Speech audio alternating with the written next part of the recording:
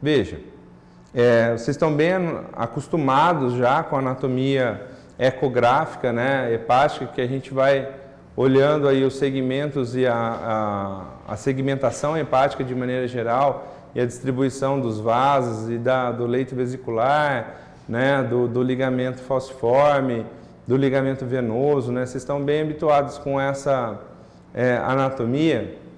E veja, o fígado na criança tem que ser mais hipoecogênico, tá, do que o baço. Isso é uma comparação que a gente faz no adulto, mas faz muito para a criança. Tá? Não usem o rim como referência. O rim é sempre menos ecogênico do que o fígado. Então, quando forem comparar a ecogenicidade hepática, assim como se faz no adulto, compara o corte sagital, pegando ali o segmento 2 e 3, que é aquele lobo esquerdo sem o caudado aparecer, tá? Faz aquele corte no sagital com a aorta embaixo e faz um corte sagital do baço e coloca no dual. E compara se a ecogenicidade hepática está maior do que a esplênica. Tá? Se ela tiver, aí eu penso no depósito. Mas o normal é que o fígado seja mais hipoecóico do que o baço. Tá? É isso que a gente vai usar aí como parâmetro de referência. A questão vascular é muito estudada na criança. Então, vale muito a pena realmente a gente olhar as veias hepáticas, né, as veias portas, reconhecer como é o padrão, inclusive o padrão vascular. Vocês lembram que o fígado tem 2 tipos de fluxo, que todos os outros órgãos têm, mas para o fígado tem um nome em específico, tá? Que é o fluxo que entra pela porta, que é o fluxo hepatopetal, e que entra pela artéria hepática, que é hepatopetal, ou seja, centrípeto entra no fígado, e a gente tem o hepatofugal, que é aí o fluxo mais presente nas veias, né?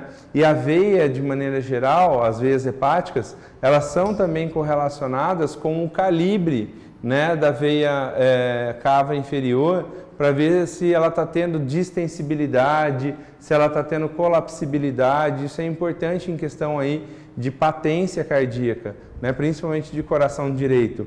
Quando você tem, por exemplo, o fígado cardíaco, que é advindo da insuficiência cardíaca, a veia cava, ela perde a colapsibilidade, aqueles 50% que ela tem que colabar, né? E isso também acontece na criança. O padrão de ecogenicidade, além da hiperecogenicidade, a ecotextura do fígado tem que ser semelhante com a ecotextura do baço. Então, a gente também usa o baço como padrão de referência para dizer se ele é homogêneo ou heterogêneo. Tá? Ela tem que ter a mesma ecotextura do que a do baço. Para a medida, não se altera a manobra.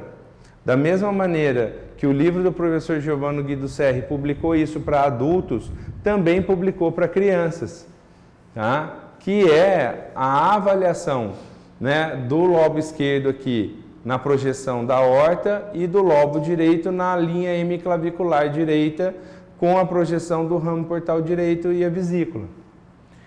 O que vai mudar? Lá no site da FATESA e também lá no portal do aluno, tem um local que está escrito Downloads. Tá? E nesse download, se vocês não têm, a doutora está vindo também pela primeira vez e você para fazer curso pela primeira vez de medicina interna, lá tem uma tabela de medidas, é uma coletânea de medidas.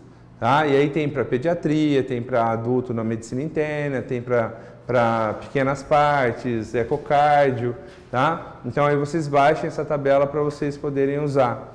Porque lá vai ter a tabela por idade. Eu acho que o Fernando é coordenador desse curso, eu acho que lá também no portal do aluno, se eu não me engano, tem alguns trabalhinhos que ele colocou, que são trabalhos que também tem as tabelas de pediatria. Mas lá nesse coletâneo de tabelas é suficiente para a gente fazer, né, essas medidas. Por quê? Porque na pediatria, e vocês vão ver que eu nem vou ficar falando muito em números, mas na pediatria tudo é baseado no quê? Em faixa etária.